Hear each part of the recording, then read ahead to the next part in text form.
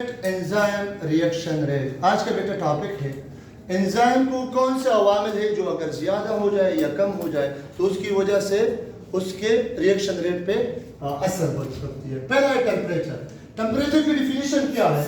The degree of coldness and hotness. ठीक है, temperature तमाम एंजाइम जो है वो ऑप्टिमम टेम्परेचर चाहते हैं। और व्हाट इज ऑप्टिमम टेम्परेचर?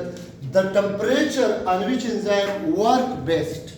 अब बेटा अगर ह्यूमन बॉडी की ऑप्टिमम टेम्परेचर देखा जाए तो 37 है, लेकिन यहाँ पे मेमेलियन एंजाइम को चाहिए कितना?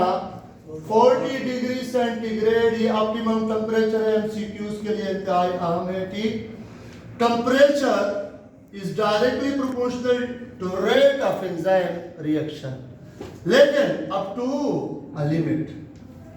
अगर लिमिट क्रॉस की जाए, फॉर एग्जांपल 40 से ऊपर जा रहा है 47, तो फिर एक फिनोमेना होगा जिसको कहेंगे डीनेचरेशन। क्या होगा? डीनेचरेशन, जिसमें 3D स्ट्रक्चर ऑफ एंजाइम क्या हो जाएंगे बेटा? डिस्ट्रॉय हो जाएंगे। और अगर एंजाइम के एक्टिव साइट के अमाइनो एसिड डिस्ट्रॉय हो जाए, स्ट्रक्चर खराब हो जाए, तो फंक्शन भी नहीं कर पाएगा ना। ठीक है, अब बेटा ये अगर हम देखें रेट ऑफ रिएक्शन हम यहां लिख लेते हैं, यहां पे टेम्परेचर। तो अब ये देखे यहां पे मैक्सिमम एक्टिविटी करता है एंजाइम, मैक्सिमम एक्टिव होता है 40 पे। देखिए 40 पे, लेकिन अगर 40 से ऊपर जाए तो फौरन क्या नीचे आ रहा है ग्राफ। क्यों? यहां पे होगा डीनेचरेशन। अब आपको एमसीक्यूज में ये ग्राफ दिया होगा और यहाँ पे लिखा होगा कि x indicate to which one of the following. तो इसका मतलब क्या होगा? Denaturation of enzyme. ठीक है, अब फ्रीजिंग पॉइंट पे अगर हम जीरो की तरफ रवाना हो जाए तो क्या होगा? या जीरो पे पहुंच जाए तो याद रखें डीएक्टिवेट या स्लो डाउन हो जाएंगे, रुक जाएंगे, लेकिन डीनेचर नहीं होंगे। अगर उसको दोबारा नॉर्मल टेम्परेचर प्रोवाइड हो जाए तो रीएक्टिवेट हो सकता है। अब ये एमसीक्यूज भी याद रखें, डीनेचर्ड एंजाइम रीएक्टिवेट नहीं हो सकते हैं हाई टेम्परेचर की वजह से जो डीनेचर, लेकिन लो टेम्परेचर की वजह से जो एंजाइम स्टॉप देयर फंक्शन वो रीएक्टिवेट हो सकते हैं। क्या हो सकते हैं? रीएक्टिवेट। एमसीक्यूज है आपके बुक में, arctic snowflake enzyme are functional at -10 degree centigrade. याद रखें -10। क्यों? एडाप्टेशन है, वो बर्फ ही में रहती है। थर्मोफिलिक बैक्टीरिया 90 डिग्री सेंटीग्रेड पे इसके एंजाइम फंक्शनल है। जिस तरह थर्मस एक्वेटिकस है, थर्मस एक्वेटिकस हॉट स्प्रिंग में रहते हैं और उसमें जो एंजाइम है टैग पॉलीमरेज, वो हम पीसीआर में यूज करते हैं, वो 90 to 120 डिग्री सेंटीग्रेड तक और टेम्परेचर में क्या होते हैं? फंक्शनल होते हैं। ठीक है, अब सेकंड नंबर पे है pH. Optimum pH for every enzyme चाहिए।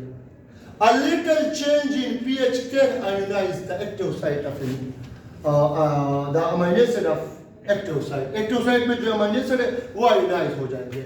अब most enzyme कौन से pH पे काम करता है? ये मशहूर एमसीक्यूज है बेटा, 7 to 8। केपीके बुक में लिखा है, फेडरल पंजाब बोर्ड में लिखा है 6 to 8। ठीक है, अब enzyme optimum pH lipase 8, lipase 4 to 5, acidic है, बेसिक है। लाइपेज किस तरह है? 4.7, पेप्सिन 1.5 to 1.6। लेकिन अगर एमसीक्यूज में ये ना आए, पॉइंट में बात ना कर सके और 2 आ जाए तो भी ठीक है। अंडरस्टैंड? और trypsin 7.8 to 8.7, alkaline slightly alkaline कह सकते हैं क्योंकि 7 न्यूट्रल है। ये दो नहीं है, ये मशहूर 7.0 ये न्यूट्रल पीएच पे है। कैटालेज भी और यूरियस भी।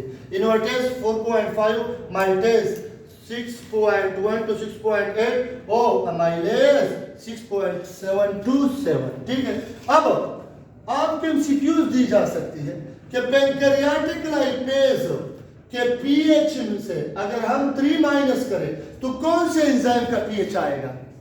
कौन से एंजाइम का पीएच बनेगा? तो पैंक्रियाटिक लाइपेज का 8 है, इससे 3 माइनस करो 5, तो 5 किसका है बेटा? लाइपेज का है, लेकिन कौन सा लाइपेज है? स्टोमक लाइपेज है। तो इसलिए ये चीज आप लोगों ने याद करने होंगे। जरूरी नहीं कि उस तरफ पीएच पूछे, ये भी दे सकता है कि अगर हम इस एंजाइम में 2 ऐड करें तो कौन से एंजाइम का पीएच बनेगा। ठीक है, अब डैश है वो neutral pH, lipase, catalase, urease, both B and C, तो न्यूट्रल पीएच 7 होता है। तो इसमें यूरियस का भी 7 है और कैटालेस का भी 7 है। बुध बी एंड सी इसमें ठीक रहेगा। अब आ जाए नंबर 3 पे, एंजाइम कंसंट्रेशन। बेटा enzyme concentration is directly proportional to rate of reaction, but specific point है जिसको सैचुरेशन पॉइंट कहते हैं, जिसको सैचुरेशन पॉइंट कहते हैं। उस सैचुरेशन पॉइंट पे पहुंच जाए फिर उसके बाद एंजाइम के रिएक्शन रेट पे कोई असर नहीं होगा। क्यों? क्योंकि मजीद पे सबस्ट्रेट आर नॉट अवेलेबल। आप एंजाइम डालें लेकिन सबस्ट्रेट नहीं होगा ना, एक्टिव साइट और सबस्ट्रेट अवेलेबिलिटी नहीं होगी। फॉर एग्जांपल ये देखिए, ये सबस्ट्रेट है, इसमें हम एंजाइम डाल रहे हैं तो ये रिएक्शन रेट बढ़ेगा, और एंजाइम डाल लिए और भी बढ़ जाएगा, और जितने एंजाइम डालेंगे रिएक्शन रेट। लेकिन अभी इसके बाद में मजीद एंजाइम इंक्रीज यहाँ पे इनपुट कर रहा हूँ, तो यहाँ पे ये देखो ये यूं ही रिएक्शन में पड़े होंगे। क्यों? अब इसके रिएक्शन रेट पे मजीद इंक्रीज नहीं आएगी। क्यों नहीं आएगी? इसलिए नहीं आएगी कि यहाँ पे एक्टिव साइट कवर हो चुके हैं। Is it clear? Sorry, already substrate cover हो चुके हैं, मजीद सबस्ट्रेट है नहीं कि एंजाइम उसको कैटालाइज करे। फिर substrate concentration is also directly proportional to rate of enzyme reaction until active site are available. जब तक एक्टिव साइट अवेलेबल हो सबस्ट्रेट डालते जाओ। There will be no after saturation, there will be no active sites, so no increase in reaction rate. अब देखिए बेटा, ये enzyme है, ये ब्लू कलर के, हमने ये रेड कलर सबस्ट्रेट इंटर किया तो रिएक्शन रेट क्या होगा? इंक्रीज होगा, मजीद इंक्रीज होगा।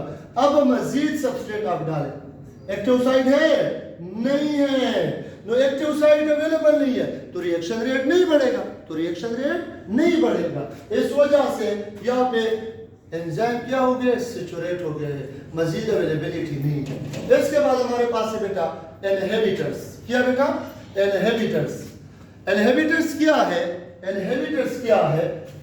A chemical substance which stop the activity of enzyme permanently or temporarily are known as inhibitor। जिस तरह हमने एक्टिवेटर पढ़े थे, कोफैक्टर, कोएंजाइम, प्रोस्टेटिक ग्रुप, वो एंजाइम को एक्टिवेट करते हैं। तो इसी तरह अल्लाह ने हमारे बॉडी में उसको रोकने के लिए भी केमिकल सब्सटेंसेस प्रोवाइड किए हैं। ठीक है, 2 टाइप्स है, टाइटली बाइंडेड होंगे एक्टिव साइट के साथ और ब्लॉक करेंगे परमानेंटली एंजाइम की एक्टिव साइट को, और ये क्या होगा? लूजली बाइंडेड होगा। अब एमसीक्यूज आ जाए कि रिवर्सेबल को हम कैसे खत्म करेंगे? अगर एंजाइम की कंसंट्रेशन हम बढ़ा दें तो वो दोबारा रीएक्टिवेट हो सकते हैं। ठीक है, अब ये क्या करेगा? Which stop the activity of enzyme temporary. इसके एग्जांपल है cyanide, heavy metal ion, insecticides.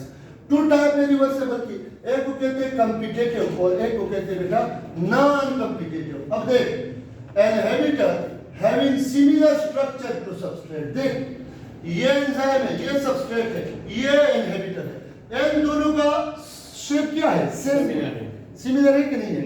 तो अब ये इसके एक्टिव साइट के साथ इसके साथ कंपटीशन करेगा।